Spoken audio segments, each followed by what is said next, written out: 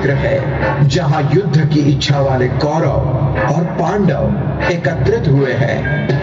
आकाश और पृथ्वी के गूंजने वाले शंख और नगाड़ों के भीषण ध्वनि के बाद युद्ध के लिए तैयार।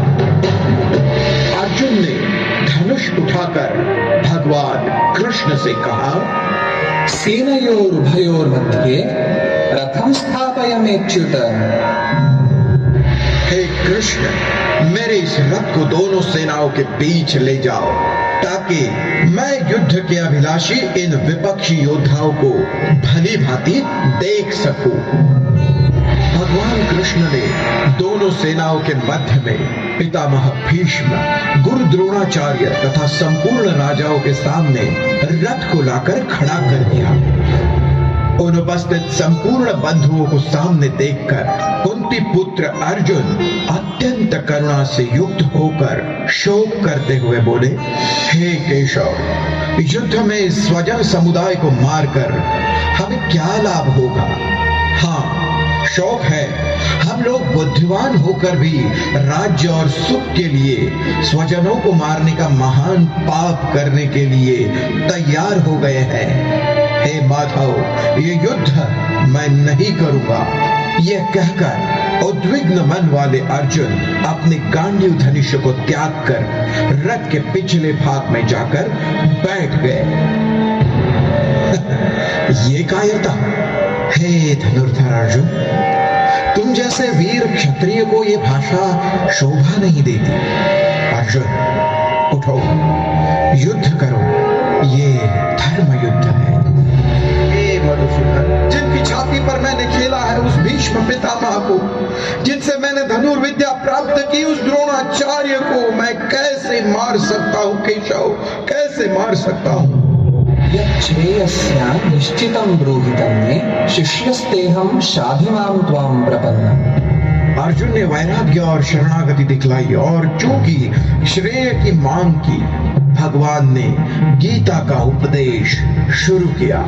आत्मविद्या से जो शोक को पार करने का एकमात्र रहस्य है। न जायते म्रियते वा कदाचित् नायं भूत्वा भविता वा न भूयः अजो नित्यः शाश्वतोऽयं पुराणः न हन्यते हन्यमाने शरीरे। हे अर्जुन, तुम शोक न करने के योग्य पर शोक कर रहे हो। आत्मा यानी कि मैं, तुम और यहाँ उपस्थित हर कोई नित्य निर्विकार है। आत्मा का न जन्म होता है न मृत्यु, शरीर नष्ट होता है, हम नहीं। वस्त्र की तरह हम शरीर बदलते रहते हैं। इस आत्मा को जानने के लिए शुद्ध मन होना आवश्यक है और इसलिए अपना कर्तव्य करते रहो। कर्म करने में तुम्हारा अधिकार है, फल का आग्रह मत करो। कर्मण्येवाधिकारस्ते मा फलेषु कदाचन मा कर्म फल हेतुर्भूः मा ते संगोस्त्व कर्मणि। अपने कर्तव्यों को श्रद्धा और भक्ति से मुझीश्वर में अर्पण करो। यत् करोषि यदश्नासि यज्जुहोषि ददासि यत् तपस्यसि कौन्तेय तत् कुरुष्व मदर्पणम्।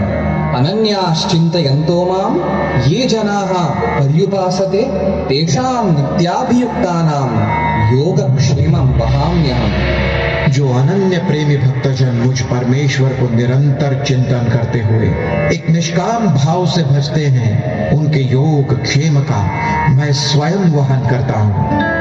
और सुनो पार्थ, आत्मज्ञान रूपी दीप से मैं स्वयं उनके अज्ञान जनित अंधकार को नष्ट करता हूँ।